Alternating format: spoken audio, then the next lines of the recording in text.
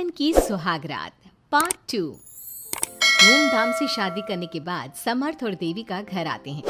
घर पर सब उनका स्वागत करते हैं और सौम्या उनकी सुहागरात का इंतजाम करती है। समर्थ और देविका दोनों अपने रूम में बैठे बातें कर रहे होते हैं। तब देविका कहती है, सुनिए, आप इतना दूर क्यों बैठे हैं? नहीं, कुछ नहीं, बस थोड़ा सा थक गया हूँ। अगर आप कहें तो मैं आपका सर दबा दूं? अब नहीं, रहने दो, आप भी तो थकी होंगी। देविका आगे बढ़ते हुए कहती है, थक तो गई हूं पर आपकी सेवा करना पहला धर्म है मेरा। देविका झट से समर्थ के पैर पकड़कर दबाने लगती है। ऐसे ही कुछ देर निकल जाती है और समर्थ कहता है, अब रहने दो देविका, तुम भी आराम कर लो, तुम भी थकी थकी लग रही हो। देविका मना करते हुए उठ जाती है और अपने बालों को खोलकर समर्थ का सर दबाने लगती है और कहती है, मेरी थकावट तो आप ही दूर कर दोगे ना? इतना कहकर देविका अपने खुले बालों को समर्थ के ऊपर डालती है। समर्थ देविका के जाल में सम्मोहित होने ही वाला होता है कि अचानक से दरवाजे पर किसी की दस्तक होती है। समर्थ आवाज लगाते हुए कहता है, कौन? भाई मैं हूँ सौम्या। क्या है सौम्या? क्या बात है देविका, कैसा लग रहा है मेरी भाभी बनकर? कुछ बात आगे बढ़ी या नहीं? बात आगे बढ़ती कैसे? तू जो आ गई कबाब में हड्डी। अच्छा जल्दी बता, किस लिए आई थी? सौम्या ठिठोली करते हुए कहती है, क्या बात है देविका, बहुत जल्दी हो रही है। वैसे मैं तो दूध का गिलास देने आई थी। आखिर मेरी सहेली की सुहागरात में कोई कमी नहीं होनी चाहिए। देविका दूध का ग्लास लेते हुए जल्दी से दरवाजा बंद कर लेती है और पीछे मुड़कर देखती है तो समर्थ तो सो चुका था। देविका समर्थ को उठाते हुए कहती है, सुनिए समर्थ जी, उठ जाइए ना, सौम्या दूध देने आई थी, इसे पी लीजिए फिर आप सो जाना। समर्थ नींद में उठता है और दूध पीकर फिर से सो जाता है। देविका उसके बगल में बैठी कहती है, सुनिए समर्थ जी, आज हमारी पहली रात है और आप सो रहे हो। समर्थ नींद में ही कहता है, देविका मैं बहुत थक गया हूँ, मुझे बहुत तेज नींद आ रही है, तुम भी सो जाओ। सोने के लिए तो पूरी रात पड़ी है, आप उठिए ना और कुछ देर मुझसे बात तो करिए। देविका जिद करते हुए समर्थ को आधी नींद से उठा देती है। समर्थ उठकर बैठ जाता है और कहता है, बोलिए देविका जी, आपका हुक्म सर आंखों पर। सुनिए, मैंने सुना है कि पति अपनी पत्नी को पहली रात कोई तोहफा देता है, आप मेरे लिए कुछ नहीं लाए क्या? वो मैं कैसे भूल सकता हूँ, लाया हूँ पर वो दूसरे रूम में रखा है। तो दिखाइए ना क्या लाए हैं। अरे अभी तो कहा कि तुम्हारा गिफ्ट दूसरे रूम में है, तो जाकर लेकर आइए ना। अगर अभी गया तो घर के सब लोग जाग जाएंगे और 10 तरह के सवाल जवाब करेंगे। मैं सुबह दिखाता हूँ ना।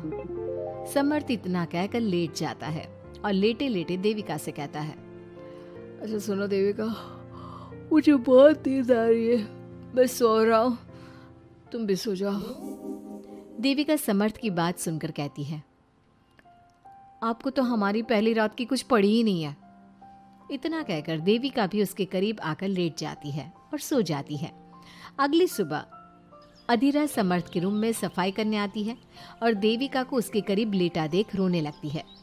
रोने की सिसकी सुनकर समर्थ की आंख खुल जाती है।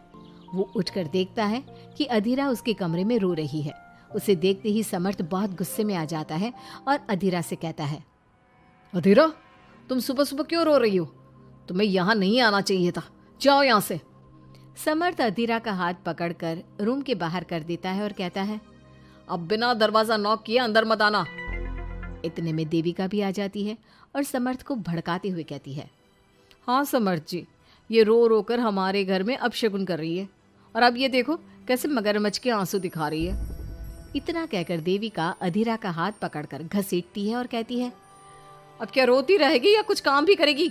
मुफ्त में रोटियां तोड़ने को नहीं मिलेगी यहाँ पर, चल उठ यहाँ से और कुछ काम कर। अधीरा वहां से उठकर रोते रोते चली जाती है और जाकर रसोई में सबके लिए चाय बनाती है और चाय जाकर पहले अपनी सास को देती है। चाय पीते ही मंजू अधीरा को गुस्से से कहने लगती है, लगता है मुझे मारने की साजिश कर ली है। अरे अभी तक तूने ढंग की चाय बनाना नहीं सीखा। इतनी मीठी चाय बनाई है कि कहीं मैं शुगर की बीमारी से मर ही ना जाऊं। अरे जा जाकर तू मर कहीं। अधीरा मंजू की बात सुनकर दुखी होती है। इतने में सौम्या वहां आ जाती है और कहती है, ये लो, महारानी अभी यहीं बैठी है और मैं पूरे घर में देख आई। अरे ओ महारानी, यहाँ बैठकर किसका मातम मना रही हो? उठ यहाँ से और जाकर हमारे कपड़े धो, बहुत कपड़े पड़े हैं धोने को। अधीरा वहां से कपड़े धोने चली जाती है और बैठे बैठे खुद को कोसने लगती है। हे भगवान, मुझे उठा ले तो अच्छा है, मैं थक गई हूँ इस जिंदगी से। ऐसे ही कुछ दिन निकल जाते हैं। अब समर्थ भी अपने काम पर जाना शुरू कर देता है। एक शाम अधीरा घर के सारे काम करके अपने रूम में आराम कर रही थी और मंजू अधीरा को आवाज लगाते हुए कहती है, अरे ओ कलमुही, अगर आराम हो गया हो तो आकर मेरे पैर दबा दे। देविका उस समय वहीं से गुजर रही थी और समर्थ का घर आने का टाइम देखकर देविका मंजू से कहती है, माँ जी सुनिए, आप कहें तो मैं दबा दूं आपके पाँव। पता नहीं अधीरा कहाँ है। देविका मंजू के पांव दबाने बैठ जाती है और कुछ ही टाइम बाद समर्थ भी वहां आ जाता है और देविका को माँ के पांव दबाते देख बहुत खुश होता है। वो सीधे अपने कमरे में चला जाता है। समर्थ को देख मंजू देविका से कहती है, अच्छा सुन, जा जाकर खाना लगा दे, और समर्थ थक कर आया है ऑफिस से, जाकर उसे पानी को पूछ ले। देविका उठकर समर्थ के लिए खाना लगा देती है और रात में समर्थ और देविका सोने की तैयारी करते हैं। समर्थ कहता है, अच्छा देविका सुनो ना, मेरे पास आकर बैठो जरा। अरे पापा, मैं बहुत थक गई हूँ, मुझे नींद आ रही है। अरे आओ तो सही, आज तो मैं माँ के पाँव दबाते देखकर बहुत अच्छा लगा। अच्छा क्यों नहीं लगेगा भला? पूरा दिन घर के काम किए हैं और शाम को माँ की सेवा, पर मेरा तो कोई हाथ बांटने वाला भी नहीं है घर में। क्यों? अधीरा और घर के बाकी लोग कहाँ जाते हैं? अधीरा की तो बात ही मत करो, वो महारानी तो बस मटर गश्ती करती रहती है और घर का सारा काम ना मुझे ही करना पड़ता है। मेरी तो किसी को पड़ी ही नहीं है, मैं तो सिर्फ एक नौकरानी हूँ इस घर में। अरे नहीं नहीं, ऐसा मत बोलो। क्यों ना बोलूँ? आपने मुझे वादा किया था ना कि आप मुझे रविवार को फिल्म दिखाने ले जाओगे और कपड़े भी दिलवाओगे, पर आपने तो एक भी वादा पूरा नहीं किया। अच्छा बाबा, कल रविवार है, कल ही चलते हैं और तुम्हारी सारी शिकायत दूर कर देते हैं। खुश? दोनों सो जाते हैं और अगली सुबह समर्थ और देविका बाहर घूमने चले जाते हैं। अब समर्थ पूरी तरह से देविका के वश में हो जाता है। देविका जो कहती समर्थ वही करता। क्या समर्थ को कभी अपनी बहन और दूसरी पत्नी की सच्चाई पता चल पाएगी? अब क्या होगा अधीरा का?